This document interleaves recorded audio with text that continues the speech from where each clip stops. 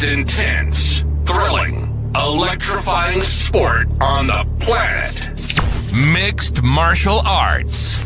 You've been looking for the definitive podcast to call your new home to hear everything about it. The search is over. This is the MMAnomaly Show. No filter. Bringing you the hottest MMA breakdowns straight from the heart of the octagon. This show is all about MMA breakdowns. For fans, by fans. We're talking UFC, MMA, and the occasional big boxing match. We'll bring our unique take on how these fights are going to play out and who we think are the best bets. Welcome to the MMAnomaly Show. No filter. And now your hosts, Olin, a.k.a. MMAnomaly, and Emiliano, a.k.a. Jive Turkey Nano.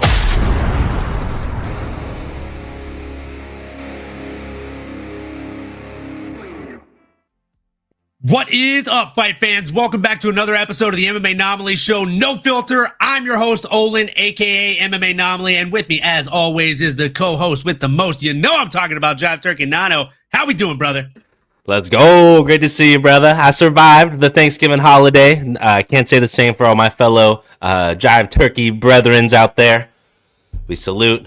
You were really good, really juicy, really tasty, from what I've heard. Can't say I partook because I, can't incriminate myself. But great to see you, brother. Very thankful. Thankful to be here. Thankful to be with the crew. We got everybody here in the chat as always. Shout us out. Let us know where you are. Let us know what you're most thankful for. Let us know how you're feeling, man. But I'm feeling great. I appreciate you asking. Week off. Spent time with family. Karaoke. A little slosh ball. But watching a lot of Yellowstone. A lot of good vibes around these parts, man. Christmas lights are up. December 1st. Ooh, there we go. It's so fun, man. It's a good show. Makes you want to be a cowboy. Let's go. We love that. We love that. How we doing, Sav? Welcome to the chat. Always lovely to see you here. Good morning. Good morning. Good afternoon. Good evening. Top of the morning. Yes, ma'am. I hope it's good. Folks, obviously, we don't have a UFC card to talk about here, right? But we didn't want to leave you hanging. We didn't want to just do one episode this week, so here we are. We do have things to talk about, obviously. We've got a few different things other than the UFC, a rare change of pace here on the MMAnomaly Show. We are going to talk about a little bit of PFL, some standouts from this past weekend's PFL Mena card, and we're also going to talk about the upcoming card for Bellator, or is it PFL? Is it PFLator? Either way, whatever it is, bad jokes aside, we're going to break it down a little bit. The card that they are calling and referring to as Dagestan versus Ireland 2. Oh, and shout out to the Rambling Dad. Have a good one, fuckers. It's 4 a.m. here, so quick drop in and I'm out again. Well, that's a money drop in if I've ever seen one, my friend. We're happy to have you, whether it's for 30 seconds or 30 minutes or 30 fucking days. We'll have you every time, brother. I love it. The Rambling Dad making a quick appearance here. Quick little blurb for the Rambling Man, but great to have you. Get some rest for sure, and maybe tune in tomorrow. We'll see you. Happy to have you in the chat still, and that's for all you boys and girls out there. If you're tuned in, maybe not checking the live show, it's all good. You can still listen in. Let us know, comment throughout. We'll see them. We'll respond. We're right here with you. But like Owen always says here, we appreciate you. You can be anywhere in the world, but you're here with us. Glad to kick it off. And blockbuster, right? We got a Khabib versus McGregor 2.0 here. Is that what I'm hearing? I didn't see any dollies go through any buses or anything yet. So I don't know how PFL's promoting this, but when you look at the fight, it's certainly exciting. A lot to be excited about. And this lightweight division, man, just stacked. Not even in the UFC, but it's a big one, brother. I'm excited. It is a big one. And before we get into what some are calling Wish.com Conor McGregor versus Khabib Nurmagomedov, before we get into that, I'd be remiss if I didn't at the very least talk about a young lady named Kattan Al-Saif. This young lady is only 23 years old. She stands just 5'1" and competes in the atom weight division. She weighs approximately 105 pounds whenever she steps on that scale. And in 2024, became the first Saudi woman to sign with a major global MMA promotion. That's right, folks. She signed with the Professional Fighters League, aka PFL. She is an amateur, though, and that's what makes this so damn interesting, right? She is an amateur, and she's had all 3 of her amateur fights on the PFL bracket. Very, very interesting stuff, and she's looked damn impressive every single time. She has a head kick knockout that took just 41 seconds during her amateur debut in May, setting a Guinness World Record for the fastest knockout by a female in the amateurs. And I mean, the woman is just an absolute monster in there. If you saw her last fight on Saturday, I think it happened around, gosh, what time was it for me? It was like 6:45 a.m., 7 a.m. Pacific Standard Time here. But if you saw the fight live, awesome, good on you. If you didn't, it's on ESPN Plus. Fantastic fight.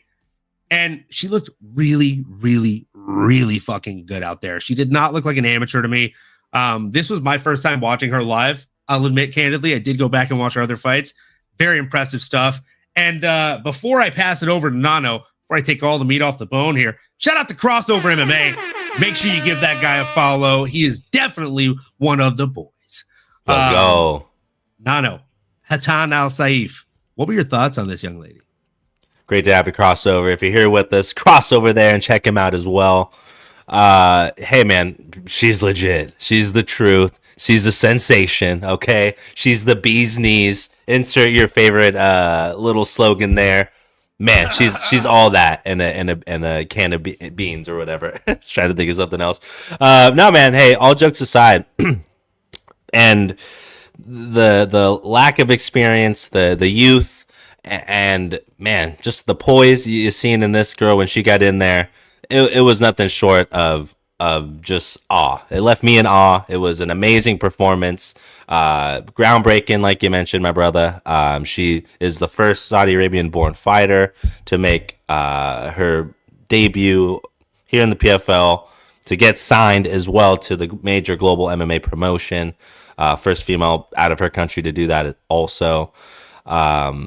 The thing with her, she's also a Saudi Arabian athlete who won a gold medal in the 2023 International Federation of Muay Thai Association World Championships. Say that 10 times fast.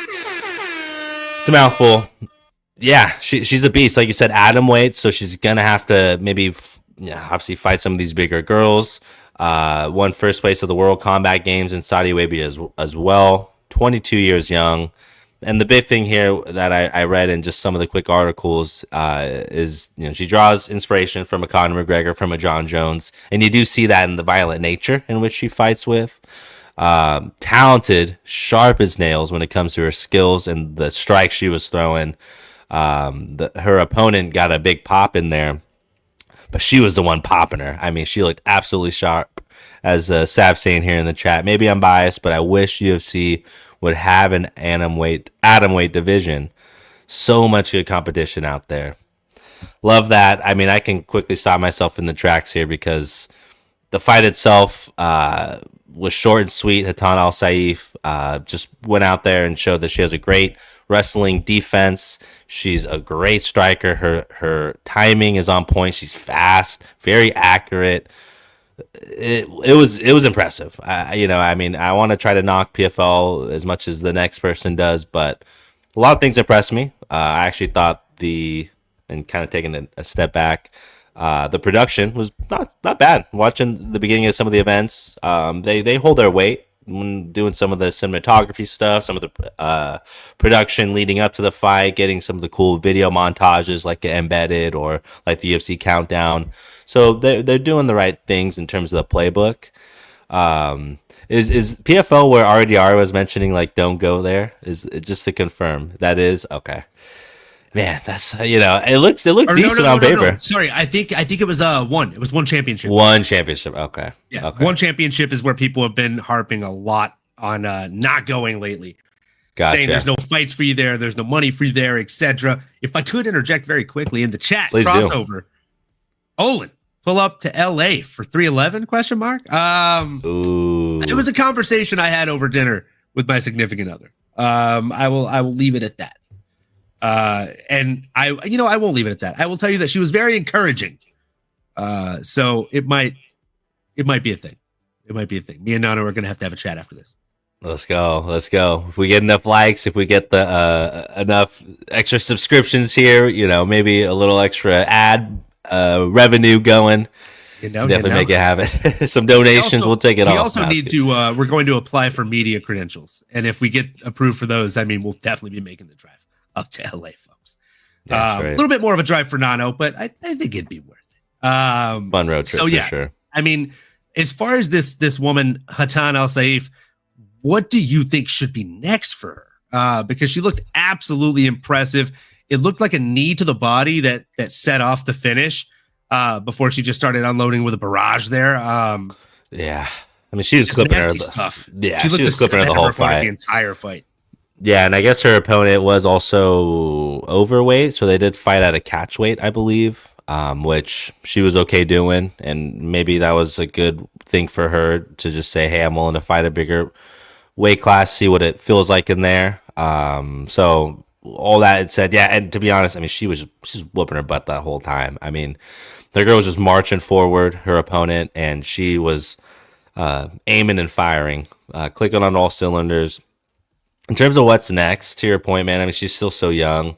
A lot of hype. I saw a lot of great things. Definitely someone I'll be following just because, we're sickos and we love violence. But I would say there's still a ways to go, right? She's still just so young still, right? If the question is, hey, if she's ready for the UFC, I think absolutely. But she might have just recently signed a contract, or who knows what she's obligated to the PFL for. But the great thing for someone at that stage and that age is, hey, you could potentially win $1 million in the next year or two. I think she's that good. She can go out there and contend with the best of them. So maybe win a quick milli, and then you invest more in a camp and things around you and buy your mom a house, and then mosey on over, call Dana White, and really test your skills. But you're seeing a wave of these Muay Thai fighters come in and have success in the UFC. Watching Muay Thai fights in general and these other organizations like a PFL or like a One Championship, these guys are just the toughest warriors on the planet, and the skills are translating. The timing, I'm going to end up talking more about that when it comes to Dakota, but you're seeing that translation be easier or more common, I should say, more translatable. All to say, though, she's a stud. I think, maybe you throw a couple more fights. I don't know their roster as well to necessarily throw out a name, but I think she can definitely contend with the best of them that PFL has to offer. And dude, maybe I'm biased, but a part of me is how long do you want to be the G League MVP? How long do you want to be the Euro League All-Star? Eventually you want to test yourself as a competitor. You want to be around the best of the best and know where you truly are. So when does that switch click in, right? What's the team telling her? Hopefully PFL streamed her well. Hopefully she's getting paid. But yeah, man, that's legitimate stuff we're seeing from this young girl. What are you thinking though? Do you think she is able to contend and win a tournament, get a belt, kind of get that notoriety, or do we need to see a wrestling opponent kind of showcase what that skill set has to offer? What are your thoughts, brother? First and foremost, we got to shout out Raider Oso. Let's go. What are we doing, brother? Raiders. You already know, brother. And shout out to homie Miggy. Making his debut. Hopefully he did good. It was a rough night. It was a dick kick stoppage. We're gonna lick the wounds. We're gonna keep it moving. Hate to see it. Lick the wounds. Keep it moving. We'll keep it moving. That's right. But yeah, what's next for this lady here, Kattan Al-Saif? I'll tell you this. It's tough because I don't know that the PFL has an atom weight division outside of what they're doing for her with amateur fights. So would they be willing to completely build out a atom weight division for her to compete in a season to win that $1 million? Seems like an awful lot of work. When you also don't want to propel her into making her pro debut any sooner than she necessarily needs to. As you stated, Nano, she's a young gal and has an even younger career, so to speak, so far, right? She's just 3 fights in. She does have Muay Thai fights prior, right? She's a Muay Thai fighter in her own regard. But even that being said, like she's still very, very fresh in this sport of mixed martial arts. So with that being said, if I'm PFL, I'm slow rolling her. I'm not hitting her with the Icarus effect. I don't want her to fly too close to the sun too fast and burn those wings up and come plummeting back down to the bottom. Fatality. We don't want that. We don't want that. Because she has potential to be a rising star. And as Sav said earlier, I'll pull up the comment again. As she said, maybe I'm biased, but I wish UFC would have a bantamweight division. So much good competition out there. You're absolutely right. And we also know that there are folks that had to move up in weight class when they came to the UFC because there was no atomweight division, right? So I'm all for it. Give us more women in here in the atomweight division in the UFC and give folks like Kattan, Al-Saif a chance. Now, I love you it. mentioned something a minute ago, Nano, about contracts and kind of if you're PFL, what do you do, right? Now, I heard something on the Helwani podcast about this next young lady we're about to talk about. And, of course, it's Dakota Ditcheva, folks. We got to talk about Dakota Ditcheva and her absolutely impressive fucking win. But before we talk about her win, I want to mention something. Here's the thing.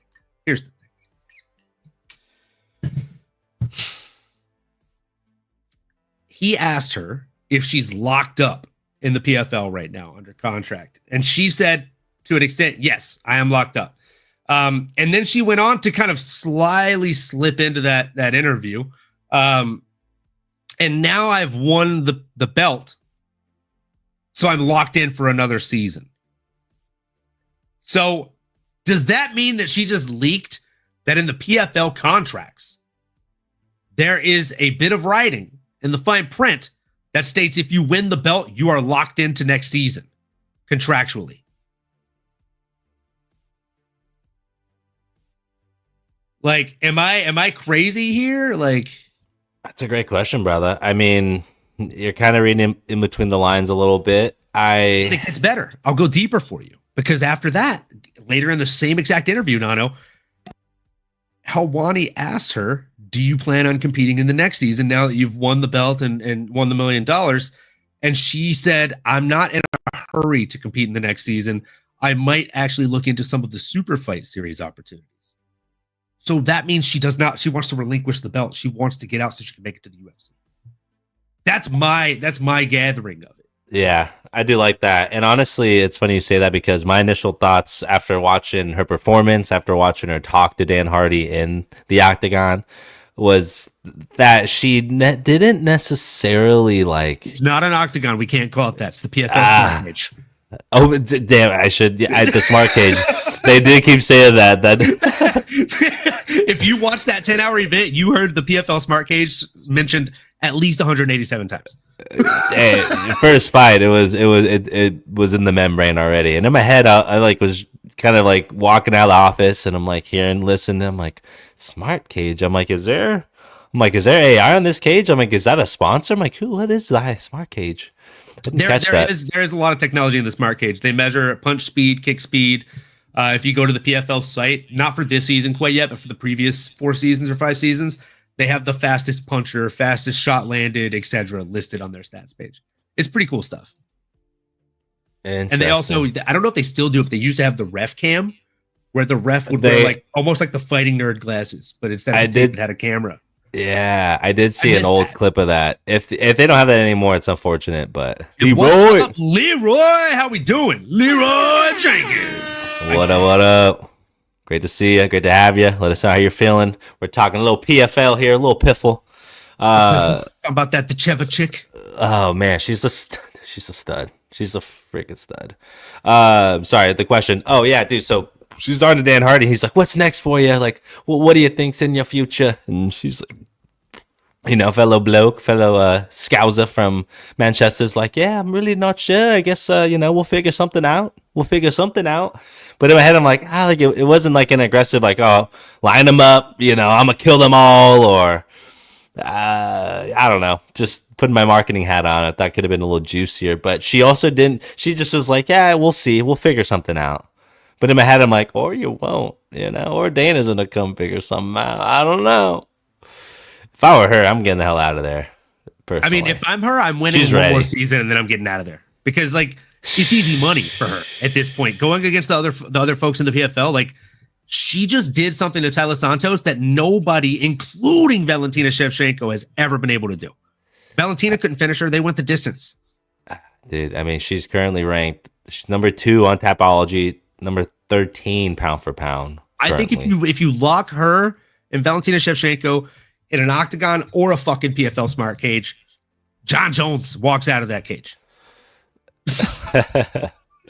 Because he was saving his number 1 in the world. Saving his girl Valentina. I truly think that all jokes. The thing is, I think Valentina gets beat. Well, the thing is, I mean, Valentina's looking at herself in the mirror here. You got some hot in here right now. Saf standing on business. Said I still stand on Valentina lost against Santos. Holy smokes! Yeah, I mean, Valentina is an interesting one. I mean, her in her prime. And maybe a lot of people will miss her when she's gone type thing, but she's a beast. And the reality is Dakota right now is kind of what Valentina was. The only other caveat, I think a couple things to make note of that's different with Dakota. Obviously having like the Muay Thai background. Her mom was a like kickboxing champion as well. So she has the legitimate pedigree. Not necessarily nepotism here, but just real skills and real talent. It was just given to her, and she wears it. And the other thing is, like, Dakota has some fucking swagger, dude.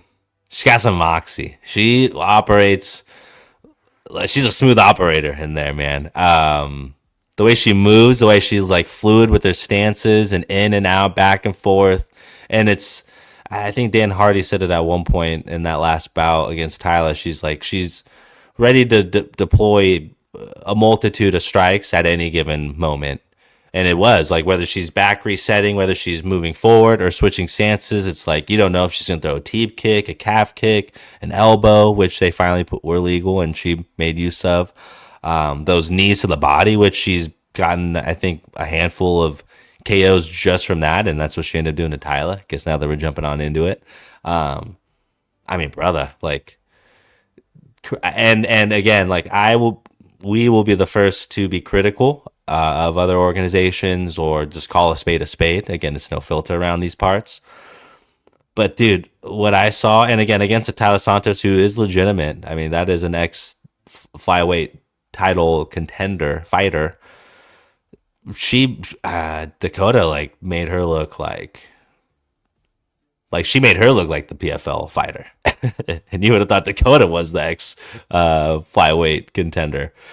She's legit. She's special. And then all the moxie, like the yelling, the getting fired up in the cage, doing the lipstick to kind of even show a little extra, like, I see you. Like, I love everything about that as a competitor. Do you know the story behind that? I guess Taila, you explain it. So Taila walked into the octagon or the smart cage whenever they first announced that fight would be the next fight to happen, right? When they announced that would be the championship fight. And she had already been on the record saying that she thinks Dakota is kind of too cute, too pretty to be a fighter. She said that she looks more like a Barbie doll, right? Or a model. And so when she walked into the smart cage, she put on lipstick across from Dakota Ditcheva to kind of like throw it back.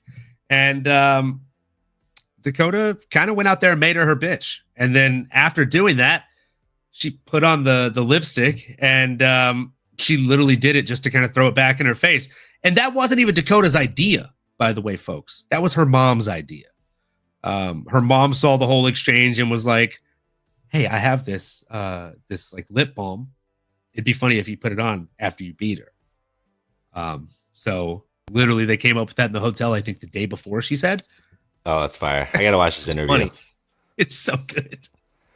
Yeah. Bear's a fan of her now after watching the interview. Yeah. I mean, the thing is, yeah, she has that star power. Like, obviously in today's day and age with Instagram, social media, like, the sky's going to be the limit for her. Barbie, right? Everything she's doing. Man, what a time. Shout out C Money. Let's go. C Money. We love it. We'll see. We'll see. C's up. What up? No, man. I mean, listen, I'm a fan. Yeah, I think she's ready. I can totally understand, and she's mentioned in some other interviews, maybe it was that same one, like she still has a lot to give to the PFL. And sure, I mean, listen, you are still young. I mean, shit, we could be talking about it for another 10 years. So I guess, hey, one more tournament, one more year. Why rush? You kind of know what you're up against. You're doing it. You're continuing to collect championships. You're building your greatness. Like I'm all for those things. Man, I just think there comes a point in time, and honestly, like if you're Dana and you see someone like this out there, it's like you pay her well. You sign the check, and you give her that gotta sign that check. Tai Sakura treatment, and it's like, hey, we'll throw you in there with a Thug Rose or a Manon Fior, or Valentina. I don't care, but dude, can you imagine? I mean, that like she needs. She's good and she's pretty. I think she would do bad things to any of those people. I think she'd do bad things to any of those people. I'm being completely honest, man. Like I'd pay double for that. I let you have the announcement whenever it came to some of the accolades for Kattan. She's got the same Muay Thai achievement as Kattan that you mentioned. In 2016, Dakota represented Great Britain at the International Federation of Muay Thai Association, aka the IFMA World Championships in Jönköping, Sweden, securing a fucking gold medal in the 57 kilogram division, folks. The girl is an absolute beast. And then she transitioned to professional MMA in 2021, folks. That's right, 2021. I know that wasn't that long ago, and we're already saying that she beats the current champion in the UFC division that she fights in. And I don't think it's far-fetched to believe this. Now, I mean, I could sit here and talk about Dakota Ditcheva all day. I could talk about the fact that she lights up the body better than just about anybody else to ever do it currently. And I can also sit here and talk about the fact that she weaponizes kicks in a way that not many other fights in mixed martial arts specifically weaponize kicks. Most people are so afraid of the takedown that they do not like to weaponize that teep kick, the standing push kick, the way that she does. But she just launches it right down the middle with reckless fucking abandon because she knows if you take her down, she's got good enough, slick enough grappling to get right back to her feet. We saw it happen. We saw Taila relentlessly shoot, and we saw the defeat on her face sink in the second her opponent got right back to her feet in Dakota Ditcheva. So, I mean, just what a savage this woman is. The body work, you know what I like to say, it's stacking pennies for a rainy day, kids. She did that from the beginning of the fight. So that way, by the time it entered that final round, boy, she felt rich as fuck. And her opponent was looking for not only her money, but also looking for her wind and her breath. Like, where are you? And I'm so sorry. Ditcheva is probably the next champ in the UFC. No, but seriously, I think she's going to go out there and crush anybody they put her in front of. If I'm Dana, I'm locking it down the second I can with this one and Kattan. Kattan maybe a little bit less because she's very young. She's very wet behind the ears. You know, she's very new to this game. Both of them are, realistically, but Kattan just started this year. Give her a couple more years at the PFL to sharpen. Get Dakota out of there ASAP, Dana. You've got the money. You've got the checkbook. And if you don't do it, there's a new player on the field. The dude over in Saudi. You know I'm talking about Uncle Turk, Al-Sheikh. This guy is already talking about stealing John Jones right out from underneath Dana's nose and putting him in there against Francis Ngannou, giving the people what they want. I mean, this dude feels like fucking Santa Claus because every time Turk Al-Sheikh opens his mouth, it feels like there's Christmas bells, right? No. That's another question that we got in the chat. Not necessarily, John Jones versus Francis Ngannou, but Leroy did ask, when does John Jones versus Aspinall happen? Oh, man. This is a tough one. What do you think, Nano? Oh boy. I guess it probably would have to happen during the summer, right? It's going to happen, though. I do think it's going to happen. I've never felt more sure it's going to happen now than I ever have, right? I mean, going into it, it felt like it was essentially not going to happen. I think John Jones shutting it down definitely made us feel like it wasn't going to happen. But then Dana basically saying it's going to happen. And then John didn't shut it down. He said, "I'm gonna need fuck you money," and I think Dana called him and said, "Hey, John, we've got that fuck you money for you. Yeah, I'm gonna send over the paperwork." yeah, and I do know one thing too. He mentioned like he'll give the fans what they want, and that reception when he came in there in that press conference and they start yelling, "Friggin'." I spent all, or I don't know if I'm trying to think of the chant itself, but basically he's chant out talk.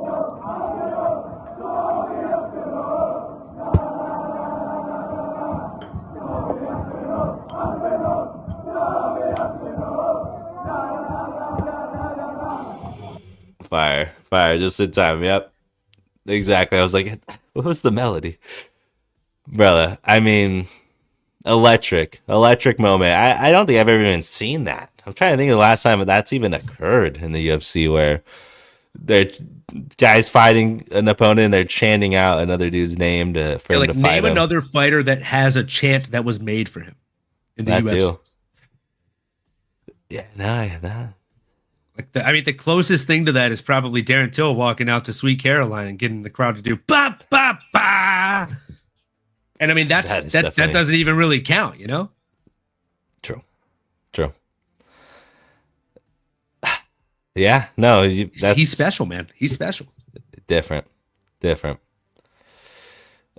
I'd pay to see it. I mean, I think the summertime, I mean, John just fought. Tommy's probably ready. But like Dana said, though, I mean, or like Sam saying as well, John is acting like a real princess. Yeah, I mean, that's what he does, right? That's what Dana White says. Is that's what John Jones does. I'll hear from him when I hear from him, and I won't when I won't. Well, we don't have room for another princess here because we already have a princess of this podcast, and that's Jasmine. Yes, adopted. All right, we don't fuck around with other princesses here. The new princess might be. To use that. I'm sorry. Oh, there you go. Well, Dakota is dangerous. I do like that nickname, but Barbie certainly might be another one to consider. But that might be the only other princess here in my book. she's legit. Go watch her highlight tape, y'all. I'm telling you. I mean, she's crazy. Her striking is disgusting, bro. She is a specialist in there. And honestly, if I had to describe what she went in there and did on Saturday in one word, I would probably say surgical. It was just surgical execution. It was like she was working in there with a scalpel, man. Nasty work. I think it's only further up, right? The fact that she trains out of American Top Team over in Florida, iron sharpens iron, and you know, my boy Dustin Poirier trains out there, so she's just gonna keep on getting sharp. Yeah, I mean, the world is her oyster at this point. And with that being said, folks, we got to jump into the next topic here. Got to jump into the fact that John is definitely never going to fight Tom. He's probably never going to fight Francis Ngannou. We're more likely to get Tom Aspinall versus Francis Ngannou, to be completely honest with you. But now, Nano, what are your thoughts on this upcoming Bellator card? Right? We have what's being called Dagestan versus Ireland 2. And I don't know if you've heard the rumor, but Khabib is going to corner one man. Conor McGregor might corner the other. No. There's rumors. Then it's exactly I think that. we should do a shot before we break this one down. Definitely. I didn't respond to you, but let's go. What's understood don't need to be explained. We know the vibes. We know the vibes. Besides, I told your Cuzzo we'd do one on the show for him. Let's go. This one's for you, Vic. Happy birthday. 1 year older, 1 year bolder. Let's go. And definitely 1 year wiser, my friend. My fellow Scorpio. Shout out. The boys.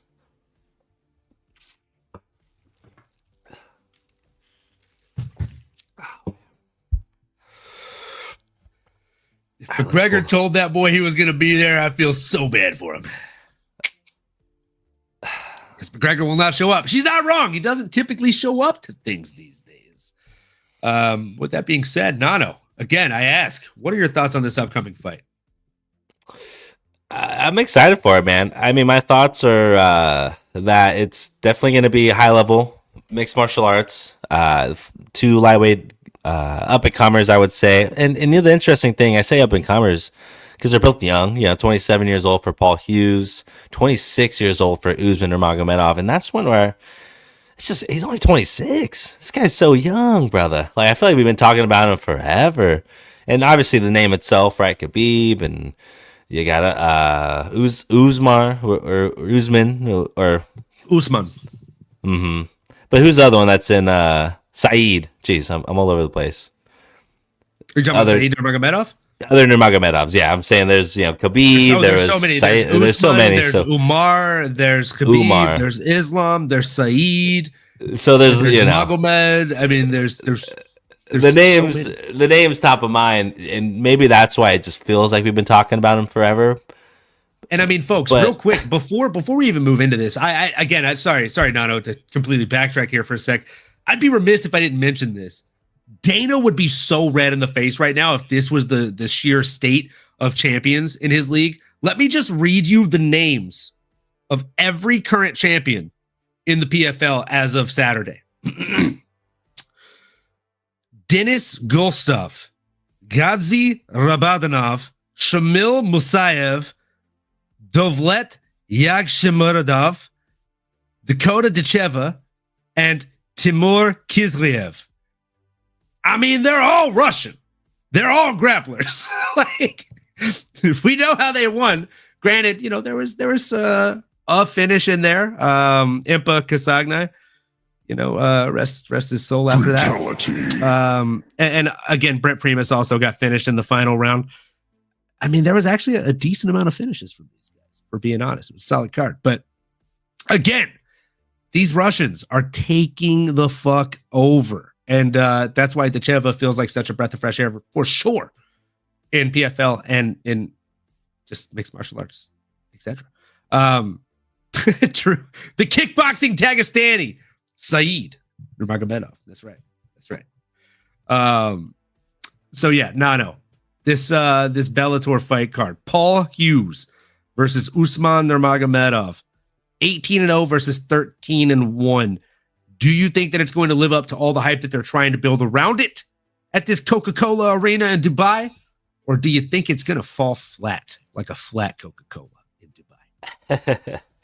Yeah, I guess I'm envisioning, the Coca-Cola you'll get here in the United States, maybe not the Coca-Cola you get in Mexico or in other states where it's the real sugar that they use or what have you. Maybe it's real, maybe not.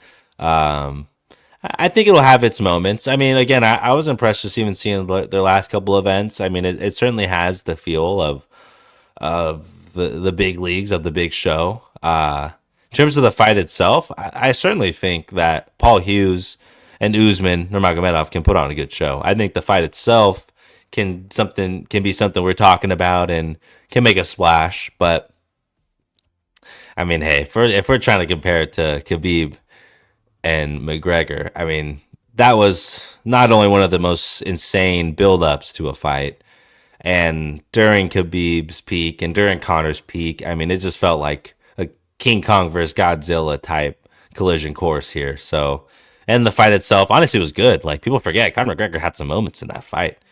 Obviously, Khabib was winning, but boy, was it entertaining.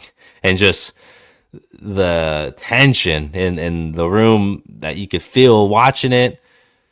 I'm talking about through the screen. I'm talking about the people in the room that you're watching with. Everyone. I remember like it was yesterday where I was, who I was with. I was with my buddy Tyler and Tracy. One of the houses, I forget the neighborhood, but it would come back to me if I thought long enough or had more beer.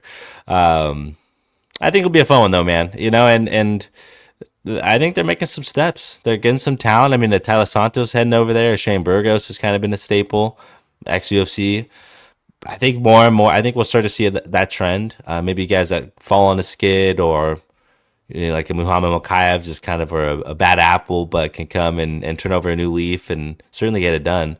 Or someone on the back nine, maybe like a Taila Santos, right? Fought for a title, wasn't really getting a lot of action. Come over here, try to win a quick $1 million.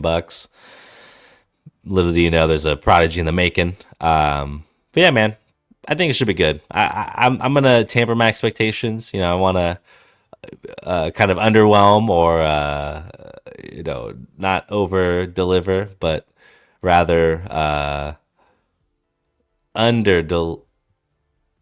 what's the expression?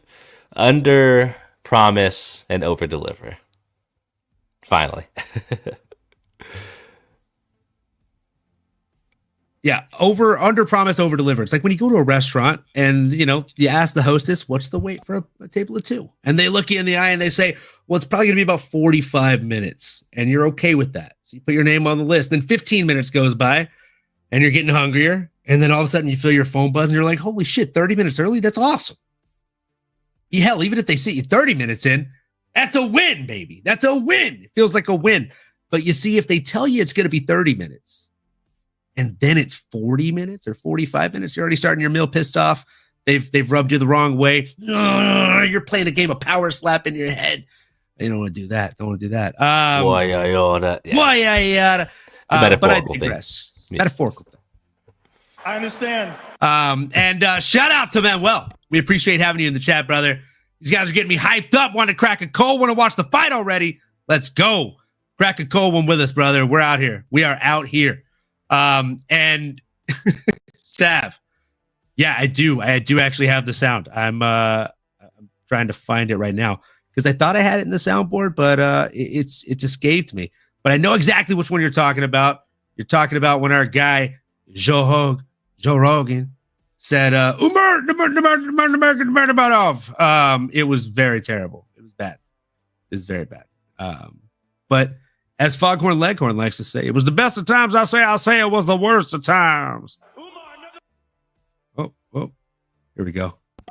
Oh, why is it's not playing the whole thing? That's the best part. That's the best part. It's the best part. I'm gonna re-upload it later. Either way, there we go. Hilarious sound bit. I'm sure you guys have all seen it. Drew, I love that Joe Rogan vid. Anytime I need to laugh, I listen to it.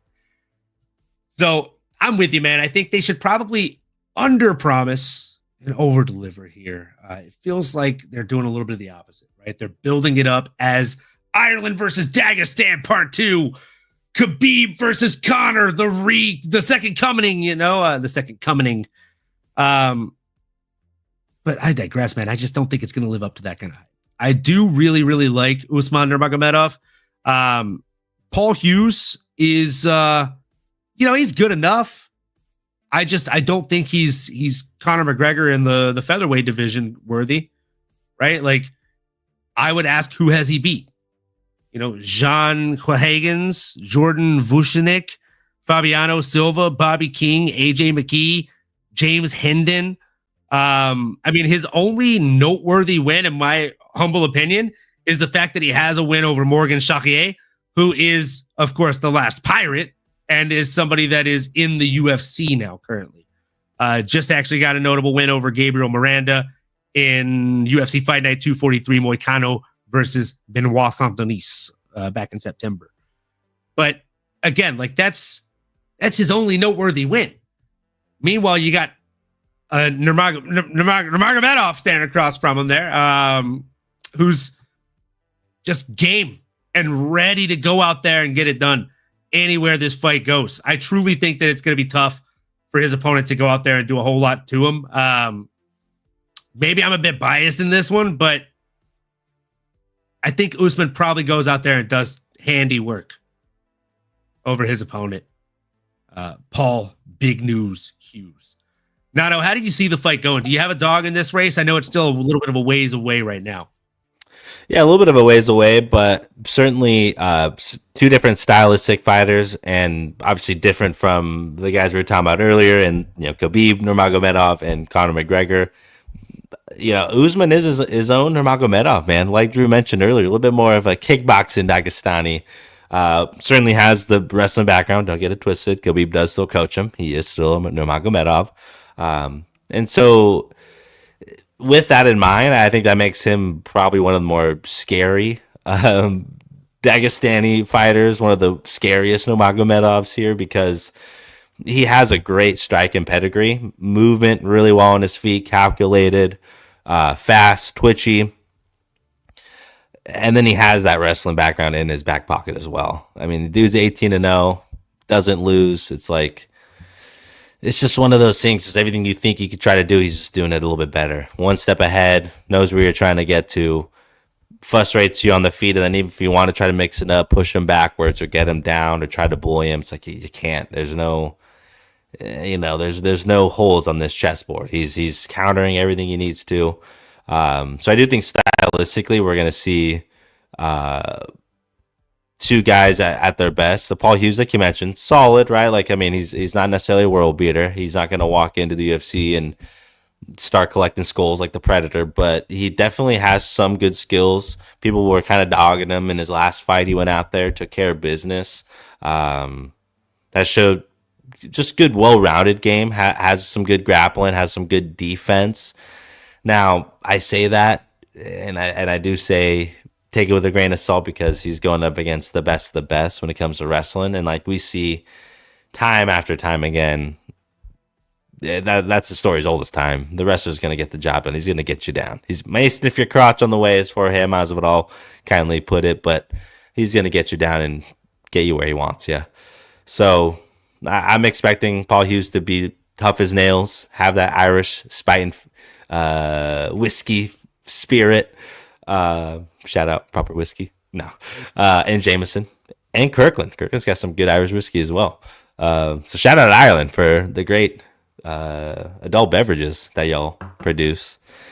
And I think he'll be resilient. I can see him pushing, the rounds and weathering the storm, but I'd be remiss to say, like, I think Usman will get it done. Maybe it's a 48-46 or something, or a 48-45 or something along those lines. He'll win probably 4 out of the 5 rounds, But Paul Hughes, I think he's a scrappy lad. And, hey, Coca-Cola Arena, they're going to try to blow the top off that thing. And I like that they're promoted early. Hopefully they're promoted often. And, yeah, this is the best that they have. Is Usman's your guy. Let's see what he does. And that's my 2 cents. I'll drink to that. Let's go. I wish that were a Bailey's. Yeah, I mean, I'm with you. I think it's going to be both guys at the best of their ability.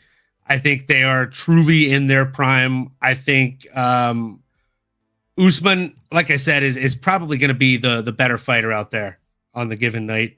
I just think he's going to have too much pressure, and he's probably going to overwhelm big news Paul Hughes. I do think Paul Hughes has a solid arsenal of attacks here. I mean, again, I'm not discrediting the guy at all. He's 13-1, 6 wins by TKO, 3 submissions, 4 decisions. Pretty solid, well-rounded fighter, right? But I just truly think that this Nurmagomedov is going to be a bit too much for him. You know what I'm saying? Asakura or die. Let's go. Whoa. Love that. It's a little inappropriate. I mean, we're out here, bro. We're out here. It's the Kai Asakura show after Saturday. But seriously, I think I got the sound. Let's try it. Ladies and gentlemen. There we go. We out here. Can we get that louder? Ladies and gentlemen. That's the best. This is the best and the worst pronunciation you'll ever hear. I mean, Thanks, Joe. Yeah, Jalen. I understand. I mean, it's a good understand. choice. I'm more of I understand.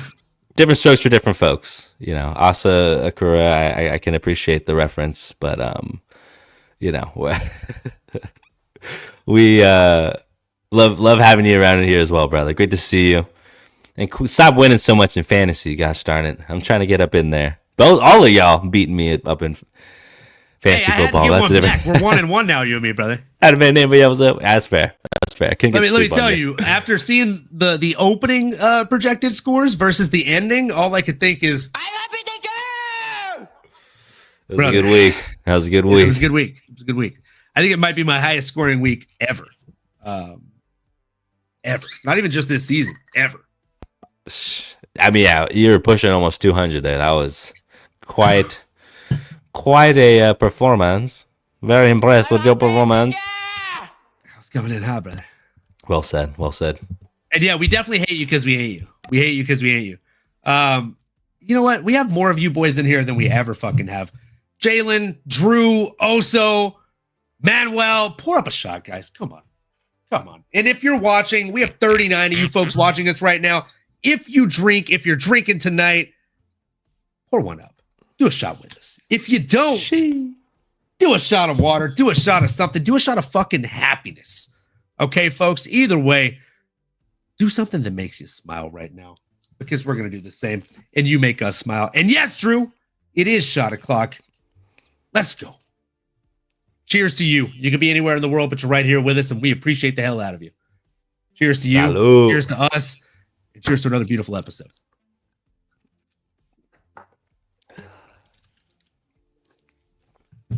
Listen, Drew, you are winning. You're top ranked in our MMA league. I do know that, but it's not over. It ain't over till it's job's not finished. Job's not finished. I literally made a joke that I name dropped 2 other fighters. I'm like, I just need one of these guys to pick up another fight before the end of the year. I was obviously joking, but then Timba heard my fucking my cries, and he's like, I got you, fam. I got you, fam. And he's fighting this weekend, so let's go. Your boy needs those points. Need those points.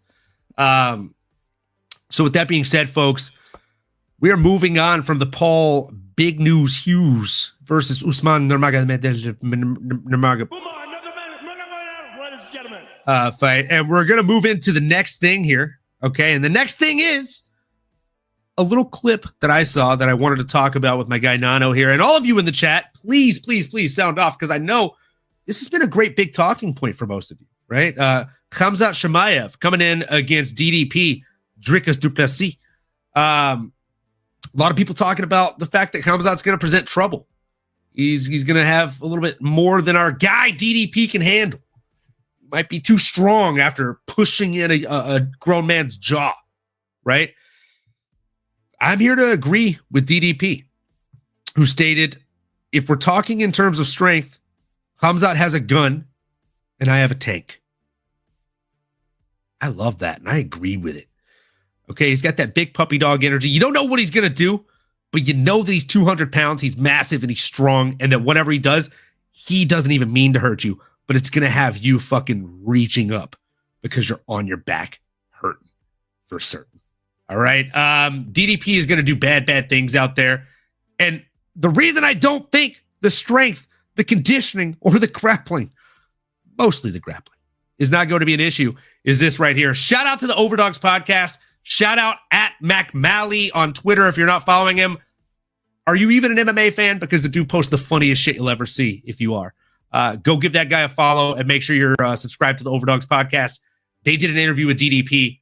They gave me permission to play this, so here we go. There was a clip going around Twitter of you sweeping an entire Gracie Barra club at a Brazilian Jiu-Jitsu tournament. That was actually crazy. In South Africa, the grappling scene is massive. There was this team quintet, so it's basically, it has to be 5 guys in a team. So it's basically a round robin. And we started with the Gracie Barra, and I think we had 3 out of the 5 guys, 3 was black belts. And so we started this. I'm not in shape. I was in the middle of celebrating a fight. I went for that because I said, I don't have the gas. I think I'm not in that great shape. So what I'm going to do is I'm going to go and look for that finish as fast as I can, because, you know, just use this bulldozer strength, and I just went for it. And all of a sudden, yeah, the last guy got the last guy, and yeah, man, took out that team. That was great. So that is crazy. I mean, COVID side quest. DDP's like, sure, I'm not in shape. I'm out of camp, celebrating a win. I'll go take on an entire Gracie Barra team at a quartet or quintet. What the fuck? I don't know if you've ever watched one of these, Nano. Have you ever watched one of these? They do them on Fight Pass these days. I have not. They're fantastic. There's one coming up. We'll have to do a show on it. Dude, look, it's fantastic. Basically, the last one that I watched that I really enjoyed was 4 teams. It was like Pride, WEC or Strikeforce, UFC, and there was another one. I can't remember what it was. But either way, they basically had a team captain that competed in one of these organizations, which, 3 of them were defunct, no longer existed.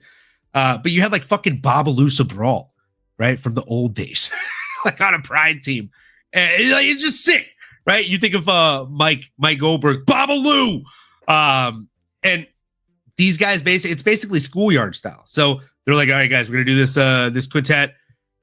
You basically are the team captain, and then you get 4 players on your team other than yourself. So they go out and they find other people that also competed in this promotion, and they're like, I'm putting together a team of Avengers, Pride Avengers, and you basically choose your order, and there's no weight classes. It's 5v5. One guy goes in at a time, and as you submit one guy or you beat one guy, the next guy from that team comes in till there's last man standing. It is fan-fucking-tastic, bro. It's awesome.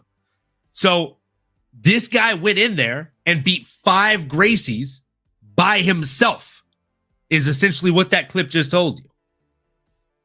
So DDP, when he was out of shape, out of camp, went into a grappling-only competition and beat 5. Not 1, not 2, not 3, not 4. 5 of them motherfuckers. So the same way that me and my boy Jay won money on DDP while we were in Vegas, we're going to have to do it again, folks. We're going to have to cash again. It's a major key alert, folks. Let's go. Let's go. Man. I pray to God they give us dog odds on him. I pray, bro. Hey, I don't.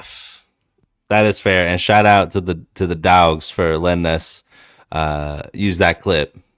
Dogs always bark in the backyard, baby. You know this. Where my dog's at? Woo woo.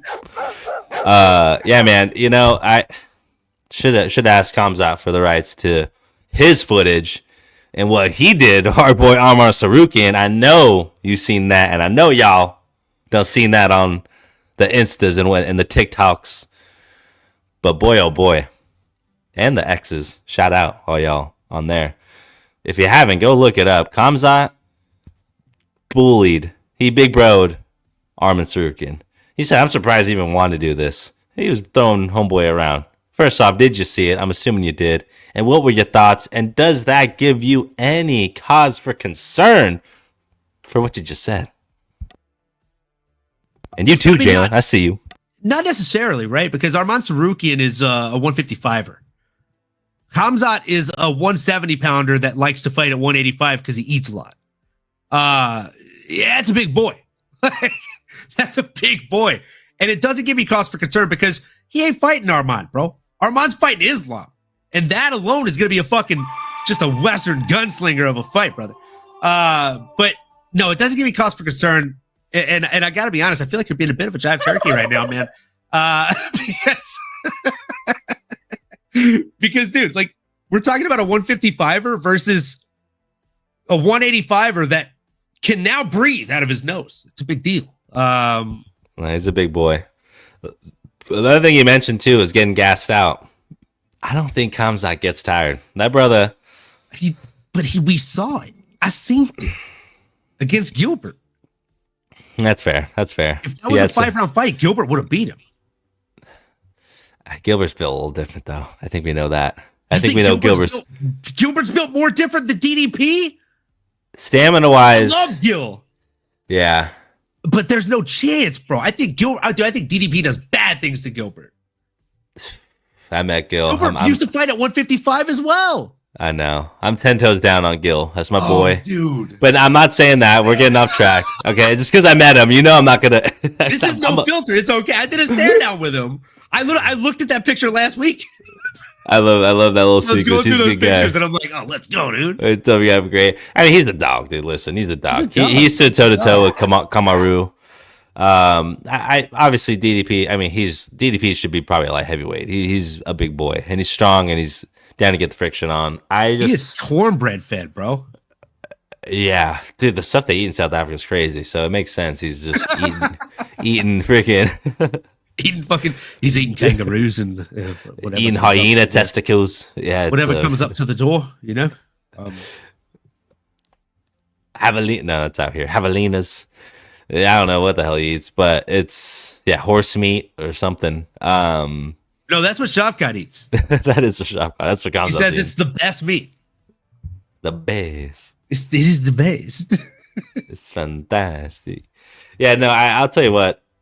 I'm a big fan of Khamzat, and what he just did to Rob Whittaker, like from the jump. I mean, does DDP have an answer for that? Like, that's just, man. I'll pay to see it. I'll tell you that much. But I think I'm leaning the lone wolf. Oh, with Khamzat on this one, brother. So, Jalen, plug your ears. South Africa, I'm sorry. But I like Khamzat, brother. Dude's just different, man. He's a true wrestling.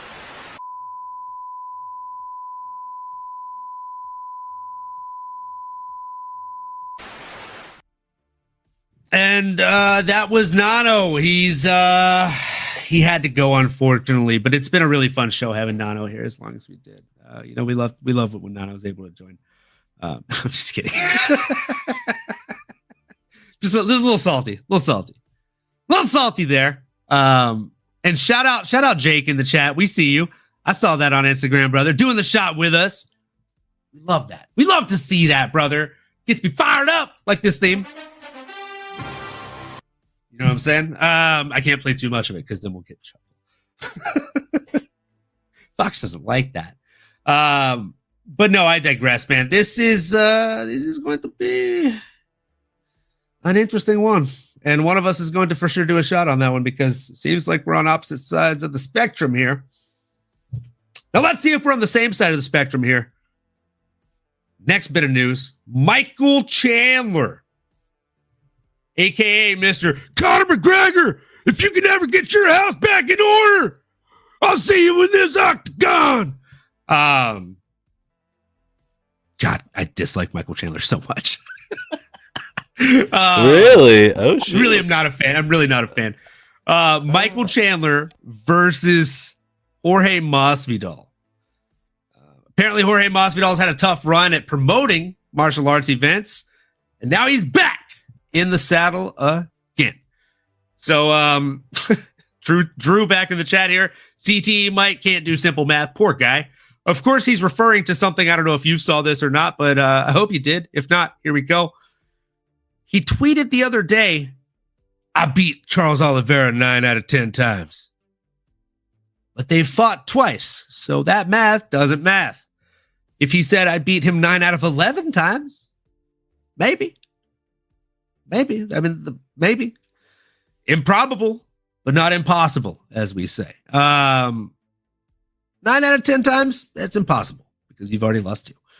8 out of 10 times, we'll buy it. We'll take you at your word. We don't want to see it again, but we'll take you at it. Poor guy.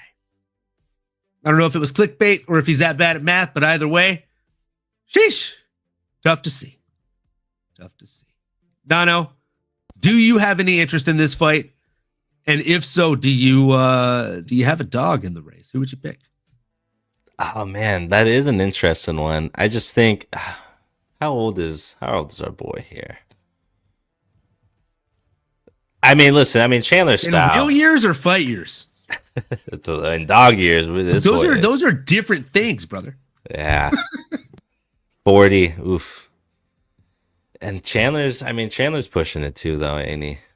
You know, and I mean, he is a fun fighter, isn't he? I mean, that last fight too. I mean, the antics we saw, you know, going to the center of the octagon, doing the double suplex, whatever it was, WWE style. The turkey drop. The turkey drop. The turkey drop. That's her signature move, dog. I like it. That's what he said on the way down. I guess I mean my interest in it's lukewarm. I can respect, I can see what he's doing, I can see the vision. Because if I'm being honest, I mean outside of Conor and if Jorge's back in the mix, he's similar to an Nate Diaz in that he's a cash cow. He's gonna sell some tickets. I'd be watching, my dad will be tuned in. As Jake said, I got that dog in me, as always. And I know Chandler's got that dog in him as well. Unfortunately, there's other dogs with bigger bite, bigger bark as well. And against Jorge, I guess that is interesting. To be honest, I think it's a matchup Michael Chandler might actually win. So you may not want to see it because you may not want to see him win. But I'll see you at the top. It's like a Chandler would say. Yeah, I guess if you just want to reward him and give him a payday, that's certainly the way you go at a catch weight or at 170 even. Chandler doesn't have to do as much. But if you're Jorge, I don't know. Nate Diaz sounds fun. Or Nick, sorry. Here you find Nate. Or I guess Nate again, to be honest, run it back. But someone in that realm, probably a little bit more, right? What are you thinking? I mean, yeah. I mean, I'd rather see Jorge fight Nick in the UFC or something like that. Like, that'd be fun, the Big Brother fight. Because I as much as I don't like Chandler, I do think Chandler does bad things to Jorge these days. But he's just so bad with his fight IQ. I don't think he'll utilize any of the skills that he has. He'll just go in there and Jorge is a counterpuncher. Like at 30 years old, 20 years old, or 45 fucking years old, he's still a counterpuncher. So he can backstep and blast as Chandler's coming in. See you at the top. And you know, it's not great. You know what I'm saying? So shout out Raider Oso, my boy Jake. My boy Nano has that dog in him. Oh, you already know. That's right. You already know, That's brother. right. You already know. Jalen, of course, as always, right on the money here. What's the bet? Of course, he's referring to you and me being against each other in this Khamzat versus DDP fight. I will go ahead and just come right out and say 5 units, 2 shots, and 25 push-ups. The back 2 happened on the stream. I like it. I like it. 25 push-ups and 2 shots on the stream following the card for the loser. I like it. I was going to say, if anything, I mean, I know I guess we got to see the timeline and everything, but I reckon we do so many shots around here, I could certainly, pay one forward or vice versa, You know what I'm saying? We'll do it for if we don't do it on the show, we'll record it during the fights and set it up. We'll cue it up, and we'll see you at the top. That's right. We're fist bumping on it right here. Boom. Oh, shoot. I knew that. No. It happens to me every time. It was 50-50. It was 50-50. I was like, yep. No. Oh, no. That happens to me every time, dude. This is at the wall. Oh, shit. I was literally, I don't know if you saw me, like before I called out, we're going to fist bump on it. I looked down at my shirt. I'm like, which side is the GA on? Yeah, so I know which side to push my pistols. Oh, man. Good reaction time there. Yeah, That was I awesome. wasn't able to. That was awesome. And shout out C. Pete. See you at the top. Every now and then there comes a time in your life, C. Pete, where you just have to pull yourself up by the bootstraps and tell people, no, I'm not going to go down. You're going to go down. And that's when I became the champion of the UFC. I'm Michael Chandler, and I'll see you at the top. Conor McGregor, get your house in order. And what it'll say is, I see you, Pete, at the top as well. Let's go. I see Pete Pete at the top. I see Pete at the top. Hey, Let's I go, see Pete. Even Jay knows what's up. Let's go see Pete. You already know what it is. Let's go see Pete. Hey, I see Pete. Yeah, I'll see you at the top. I beat Charles Oliveira 9 out of 10 times, even though I lost twice. Carry the one somewhere in there. Yep. Math is mathing. I see you at the top. And you know who else I see? I see Pete. Raider also said I'm last place in our league, Olin, but I'm going to wax that ass this week. Oh, wax it, man. Wax on, wax on. Whee! Brother, you don't know I got that Miyagi, though. I'm going to show you all about waxing on, waxing off, brother. And, I mean, if you're trying to wax, I might have to bust out that Cobra Kai, you know what I'm saying? Strike first, strike hard, no mercy. Sweep that leg. No, it's probably going to be bad. It's probably Wow, he's better smack them cheeks. I mean, go. I took out Nano this week. I got to take out another one. Hey, easy, You know what I'm saying? easy. I'm coming for the family here. Trying to make a name for yourself here. Ooh, you know how long I've been waiting for this? I'm about to make a name for myself here. Oh man, I can't wait for that Christmas sweater to come in. It's shipped. It's shipped this week. Let's go. I can't fucking wait. So yeah, I mean, we're kind of having the same thoughts on this one. It doesn't seem like there's a ton of interest behind it, but it seems like it's a thing that might be happening, right? Now, with that being said, we got to get into a little bit of bad news here, right? You know what it is. We got to talk about Conor McGregor's a little bit. He had a bad court hearing last week. We know all about it. And I'm not going to get into the court hearing itself, not going to get into all of those proceedings with Nikita Hand and what have you. But my question is this. It's been confirmed that his now return date to mixed martial arts has been pushed back to mid-2025.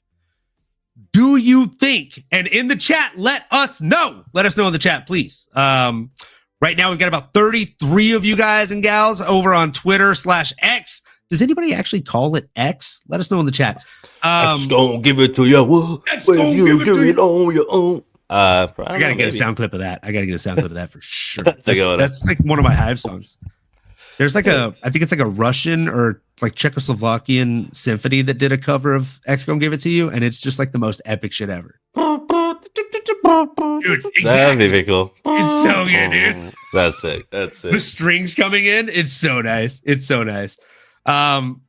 Oso's dad wants you to sing a karaoke song. I mean, it might happen. It might have one more shot, and it's gonna happen. Let's go, baby. Hey, don't tempt me now. Don't tempt me. I got a mic. Gonna happen, folks. I'm gonna have to look up a list of non-DCMA songs that we could do that with. We'll make that a fucking thing, bro. Ooh, I love it. I love it, dude. I love it. So yeah, the question is, do you think Conor McGregor fights again in 2025? Yes or no? No. I don't think so, man. I mean, especially after that. I mean, is that not the nail in the coffin? Then what else should be, right? I mean, my goodness. And now the next question is, do you think he ever fights again? No. I mean, like I said, brother, I think it's...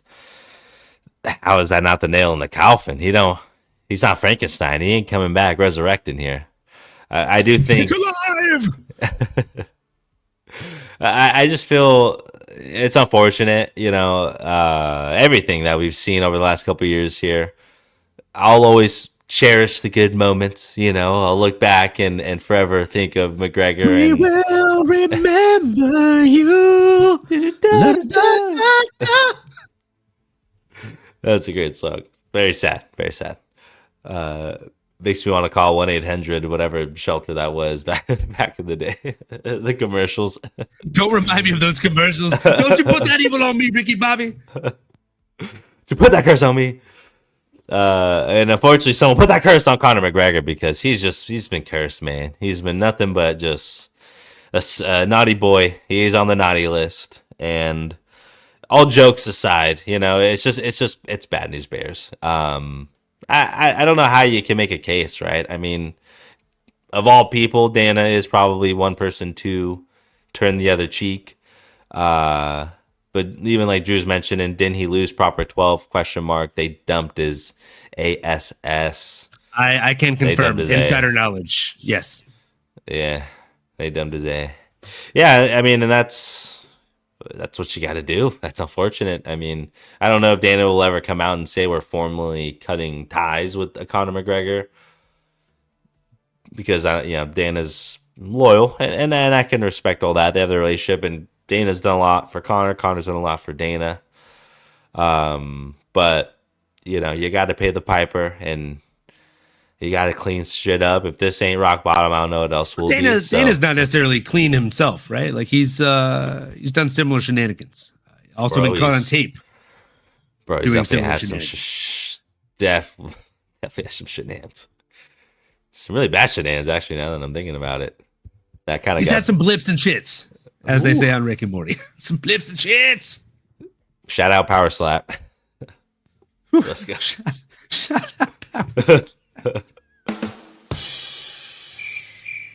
Shut out Power Slap, he said. Gosh, dang it. Oh, my gosh. We're going to let the crickets go. Oh, man. That was... On every Wednesday. Oh, my gosh. Cobra show. Kai or die. Let's go, dude. Let's go. Oh, Jalen. That's right.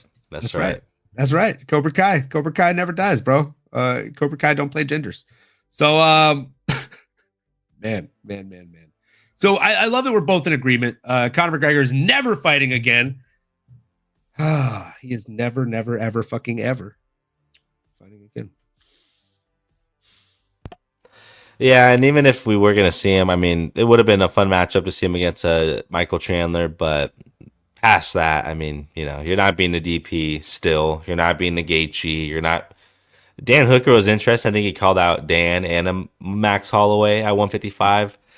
I don't even like those matchups for Conor McGregor. I don't, Again, for at Conor, this I point, don't like those matchups at all. I'd rather see... I mean, I feel like Nick Diaz is just someone we throw in against people that we think are washed at this point. And I'm going to do it again. Give me Nick Diaz, big brother Nick, versus Conor McGregor. That's a fun fight nowadays. I think that's about the same level of competition. If Nick ever fights again and Conor ever fight again, that'd be fun. If Nate ever fights again and Conor ever fight again, that'd be fun. Run us back with that trilogy. But even that, I think Nate probably does bad things to him. On the mat, at least. maybe Jorge even. Jorge versus Conor would be a fun matchup. Both guys are kind of bad, like hard on their luck in life right now. Down in their endeavors outside of the UFC. Could be a fun one. Maybe they do it, Rocky 5 style. My ring's outside. Okay, let's go. Oh, dude, that was something I just remembered from earlier. I think it was Kattan. She was doing, she was basically, that was in my notes, was that she was Jim Carrey, but was actually like useful with her movements. She's so snappy. Like she's very, very quick movement, bro. It's nasty how fast and how much she moves. Nasty. Sav in the chat saying, I don't like any matchups for him anymore. It's been too long. Drew said he would have done Chandler like he did Eddie Alvarez. Ooh. I wish I could say it's a hot take. I wish I could give it a record scratch, but I'm only doing that ironically because it's true. It's true. Speaking of all these old heads, Tony Ferguson just asked what sport we think he's good at. What? Oh no. Tony Ferguson just asked what sport we think he's good at. Hashtag Olympics is what Drew said. Hashtag CSO.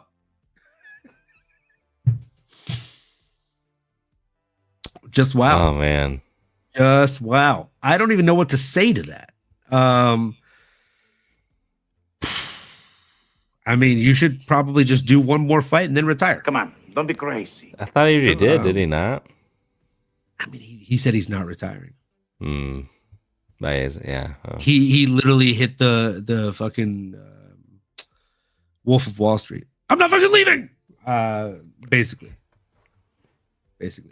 Mary says parkour. You should do parkour. Yeah.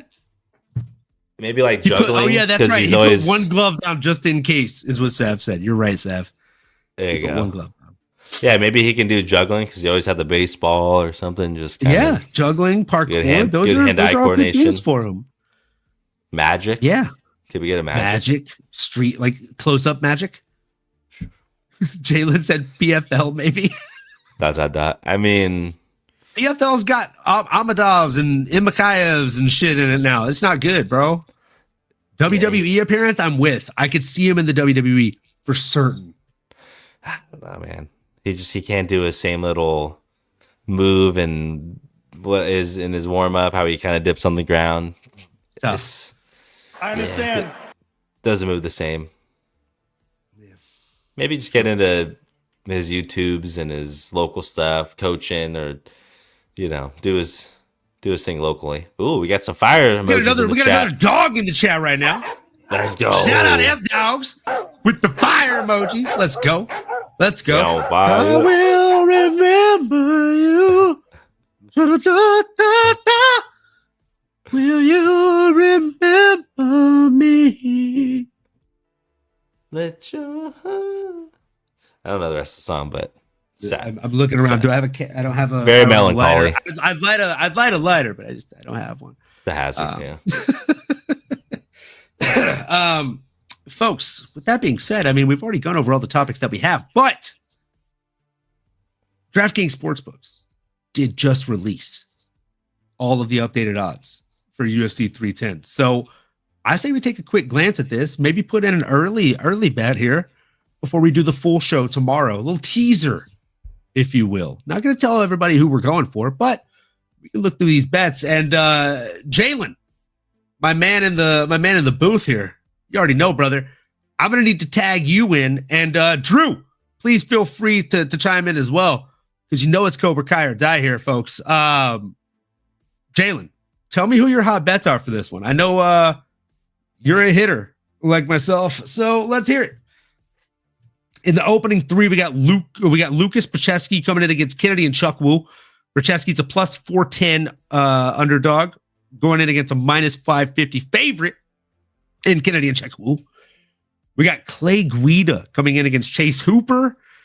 Chase Hooper, arguably one of the biggest favorites on the card, probably the biggest favorite on the card, at minus 1,100 against a plus 700 Chase Hooper, aging Carpenter. We got Michael Chiesa coming in against Max Griffin, a pick'em, minus 112 against minus 108. And then we got, last but not least on these prelims, Cody Durden coming again against Joshua Van, plus 130 on Cody Durden, minus 155 favorites on Joshua Van. I have thoughts on this, folks. Man, I definitely have thoughts on this one. Do you like any of these dogs in the first four fights, Nato? Oof. I like one dog. I mean, some of those odds are just so big. It's a little So tricky, big. right? Who are you? Well, are you thinking your boy Cody by chance? Is that who you're thinking? Who's the dog?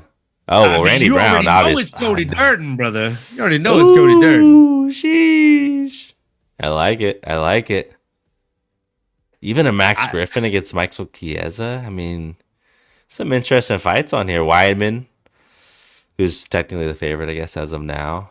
Randy Brown, but he's fighting our boy Brian Battle. Oh, that's a tough one. Met both those guys. I mean, actually, we met Randy. Randy's more of the boy, obviously. Randy's the boy. He's been in the podcast a couple times. I mean, shout out to that guy. We got to give him the air horns. Man, these odds are disrespecting the absolute frick out of Guida. Holy shit, Sav said. Raider also said, what do you think of Miguel Salza's career coming up, a.k.a. Suavecito? I mean, obviously, I'm excited to see this guy. He was on a 2-fight win streak coming into this Tough Enough 140 event tonight before the nut shot stoppage. Shit happens, man. You hate to see it, but I am excited to see where this kid goes. I think he looks very clean with the striking. He also has very well-rounded grappling. Just a well-rounded guy all around. 2 wins by knockout, 1 by submission, 4 decision wins. It looks like his only weakness is when the fight does go the distance. Sometimes it does get a little bit out of his control. We've seen it happen with Zane Darlington as well as Zane Darlington. Look, both times he fought that kid, he lost the decision. One time, a.k.a. the last time, the most recent time here in July of 2023, it was a split decision. So he obviously grew and learned from his last fight against Zane. But, sometimes these people just have your number. It's like Max Holloway against Volk, right? It happens. But I am excited to see where Suavecito goes. And jumping back into 310, man, I do like Cody Durden in this one. And I'll tell you who else I like. Chase Hooper, but I don't like them at minus 1100. So what do we do when there's minus 1100 odds and we need to find a route around there? Well, we wait because the odds for finish on this young man are not quite out yet, right? But Cody Durden. You get him at plus odds. I like that a lot. And I might have to just put a unit on it. I might have to do it tonight. I like it. I mean, he's definitely more of the seasoned vet here. He's got stopping power. He's well-rounded. Joshua Van's tough as nails. He's someone I've always been a fan of. Good boxer. Always puts up good fights. Never a dull moment. Willing to take him on short notice. Like, just does everything the right way. But yeah, we're talking betting here. We're talking trying to maximize your money, stretch a dollar into as many as possible. So I certainly see where your head's at, brother. I like it. You got to take some chances. That's definitely a measured chance there. Vegas isn't always right, man. You never freaking know. And I do think if it gets to a decision, I think Cody has enough of an arsenal, both with the grappling, takedowns, scoring on the feet, good gas tank. I think he could edge out a victory more likely than a Joshua Van. So I guess I'm agreeing with you, even though I do like my boy JV. Yeah, man. I see you. I do like that. I do think the other dog I like here, and I don't know why it's hard for me to put respect on his name. Maybe just because I think our boy Diego Lopez had him on the ropes. And I'm talking about a Movzar Evloev as the favorite. No. Give me Aljamain Sterling, the ex-champion, as a dog. Coached up by Ray Longo. Same camp as Merab Davutashvili, the current champ, down a weight class. Plus 210. I'm liking that right now. Maybe I'm going to do a little more homework on my boy Movzar. Maybe I'm just, not giving him credit where it's due. But I'll dive into the tape, see if I change my mind. But I'm liking Aljo at plus 210. I mean, this is a bit of a spoiler alert for tomorrow's episode, but that's something else I'm feeling. That is definitely something else I'm feeling here. I'm liking Cody Durden at plus 130, and I'm liking Aljamain Sterling at plus 210. And I'll tell you what else I'm liking, Nano. Not only am I liking a unit on both of these boys, because, folks, it's UFC 310. We're betting a little bit bigger on this one than we usually would. We're planning on putting at least 5 to 10 units down on this card. I'm personally planning on putting 10 down. 310, 10 feels right. I'm already 3 units in, 10 toes deep. We're going Cody Durden, 1 unit. We're going Aljamain Sterling, 1 unit. And we're going 2-pick parlay on those 2 gentlemen, plus 613 odds on that one. Right, so we're going to go ahead and put in 1 unit on that one to cash out at 7.13 units. I can't help but feel like that's probably money in the bank. If you're asking Shawty what you think. Sav in the chat saying Movzar versus Sterling is the smoke and restroom break of the card. That's mean. That's mean-spirited. It's actually a very good, accurate statement because we're typically out and about, or if you're at a friend's house or something, I'm going to go out on the back and, smoke break. Let me know what happens. Shout out Raider also. Always checking on the boys. Always making sure we shout out the boys up in this month. He said, Ian Miller, December 7th. Let's fucking go. We look out for our guys. Ian Miller, longtime friend, longtime fan of the podcast and watcher of the podcast. Quick juice promo.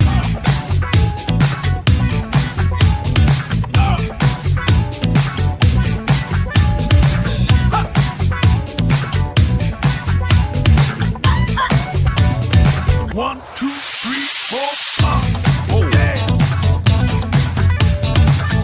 Take it back.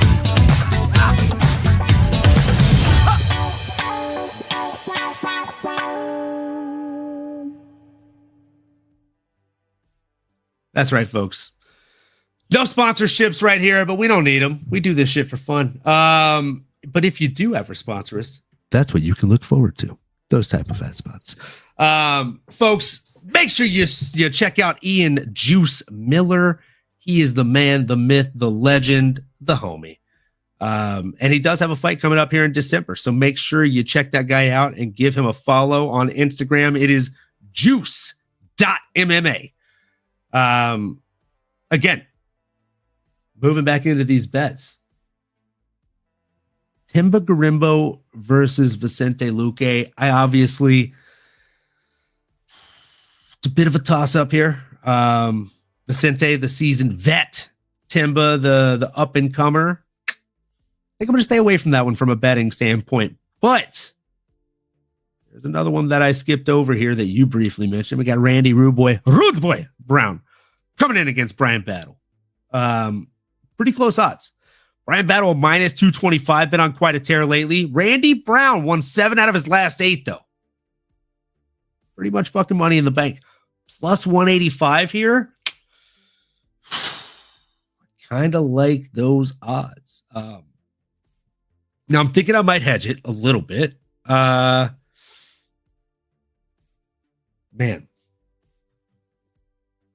Method of victory double chance on DraftKings Sportsbooks. You can get Brian Battle to win inside the distance at minus 160, which is a little bit better odds here, right? So I'm going to do 1 unit, which will get you 1.62 back. Okay, so Brian Battle to win inside, or sorry, that's TKO or decision. No, that's not the right one at all. Oh, even better, folks. Even better. We're going to switch this out. Plus 150. We like that even better. Brian Battle to win inside the distance, plus 150. That means 1 unit will win you 2.5. So we put 1 unit on that, right? Double your pleasure, double your fun. And then we're going to put money line money on Mr. Rude Boy Brown here. I'm going to do a half unit on both of those, actually. That's what I'm going to do. I'm going to lock that in. Half unit on Brian Battle to get it done inside the distance, and a half unit on Randy Brown money line. Because I think if Randy Brown gets it done, he can get it done via decision. I think if Brian Battle gets it done, he's probably going to go out there and get like a nasty finish. Because I just think, technically speaking, Rude Boy should be the better fighter out here. He's slick. The footwork is nasty. His ability to get in and out of range is just something special, something to behold. So yeah, man, I'm with it. I like it, brother. I like it. Rude Boy, Randy Brown's our guy. He's a stud. He's definitely got the long arms and skills to back it up as well. So he's a tough opponent to prepare for. He's a tough puzzle to solve. I'll tell you what, man. I'm looking at these odds, another guy, and it sucks because I met the current campeon, Alexander Pantoja. But Kai Asakura, dude, I'll tell you what, Andy, you got nothing for me. We should do a shot infamously, for that story, bro. Oh, my God, dude. Legend. Drew can attest. One of the show. Drew can attest to this. Drew can attest. Pour one up for the same experience that Nano had. Yeah. Because you had it, too. Yeah, we stood in line at the UFC. What is that? What is that event called? I forget. UFC X. UFC X, which is basically their fanathon. Got to meet all the fighters and whatnot. UFC version of Comic-Con. There we go. There we go. UFC-a-thon. What it is. And man, we went waited in line for Alexandra Pantoja, and we get up there. We're pretty close to the front, so it was pretty quick. And we have all our stuff. Drew goes up there first, takes a quick picture, and then luckily Pantoja looks at him. Not luckily, but it's just kind of shockingly looks at him. He's like, "Come on, let's face off." Does the face off, everything, squares it up, and I guess whispers something to him, which I didn't catch. I'm holding everything. It's all quick. I'm worried about my phone. I'm like, what I'm gonna do. And then same thing happens. I'm wearing a hat to go up, do a little peace sign or a picture, and he's like, "Come on, let's do a face off." And he's like, "We do one." He's like, "Turn your hat around." I'm like, "Oh shit, okay." Turn it around, and then like we kind of mentioned earlier, just staring at me, and we're locking eyes. Pretty scary, honestly, moment here. And he looks at me, he's like, "You got nothing for me, boy. You got nothing for me." Just kept repeating it. And I'm like, "Oh shit, this is pretty realistic." That's a cool little mantra. Like, "You got nothing for me." I was like, it's kind of, I feel like it's something my dad might say. "You got nothing for me, bud. You got nothing for me. You wasting my time." It was good. It was fun. Cheers to that. I'm sure you have some good ones as well. I mean, we both share, the Randy Rude Boy encounter and the Rude one was good. Oh, he was good. Yusuf was hilarious. Awesome. I mean, dude, Zalal Yusuf has some of the best energy, like best male energy of a fighter I've ever met. Zalal Yusuf. Best energy of a female fighter I've ever met. Vanessa Demopoulos, Little Monster Demo. She's so like her energy is just intoxicating. Is the best way to describe it. Oh, yeah. You can't be around her and not feel happy or smile. And same with Zalal. Like he's just like I was trying to do a stare down with fucking Randy Rude Boy Brown. And he's all putting up like bunny ears behind him and like making people laugh. He's funny as fuck. He's a character. We say again, folks, before we tell our drunken stories any further, you could be anywhere on this Wednesday night, anywhere in the world. And instead you chose to be right here with us. We're about an hour and 36 minutes in. There's 55 of you folks tuning in right now. If you're watching on Twitter, please do us a huge favor. Even if it's just for 2 seconds, drop it over to the YouTube, hit that like, hit that comment, hit that subscribe button, smash the bell for notifications, and then you can jump back over to Twitter if you want, or X, or whatever you call it. Either way, we appreciate you being here, folks. This one's for you. And if you drink, raise a cup up to us. If you don't, then just fucking take a deep breath of that good fresh air. We appreciate you being here, folks. Cheers. I like that. Like where your head's at. Ooh. Every now and then you just got to raw dog that fresh air, brother. Got to raw dog that fresh air. Usually do. Usually do. I say it all the time. No protection. Now, when it comes to the main event bets, we're going to skip ahead a little bit. I got to do it just for fun. Guys, in this triple header main event, we got Ciryl Gane, right? You know why all the kids were crying. Because, they got milk, but all the cereal gone. All the cereal gone. They got milk, but all the cereal gone. It's bad. It's a bad joke. Versus Alexander Volkov. And then we got Shavkat Rakhmonov coming in against Ian Machado Gary. Oh my God, the odds just shifted down for 2 of these as I'm speaking. As I'm going to share my screen right now. This is hilarious. Just so you guys can see, I'm not bullshitting. This happens every time we do this. Like these odds literally just shifted. So, yeah, odds just shifted down. They were plus 295. Yeah, they were. Yeah, they're down.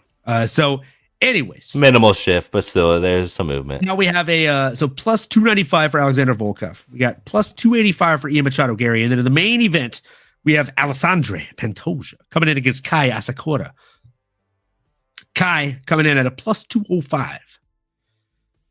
Do I think that all of these are going to hit? Not necessarily. But I also think that it's just too hard not to. We gotta just dribble a little bit on it, right? So if you were to put 1 unit on this, you would get 46.38 units back. That's a lot of units, right? It's plus 4,538 for this to hit. We're betting on 3 dogs. Would I advise that you do this? No, I would not. I would not advise that you do this. But I'm going to do this with a minimal amount, right? We're betting with money that we can definitely afford to lose here. I'm going to put just a 1/5 of a unit on this.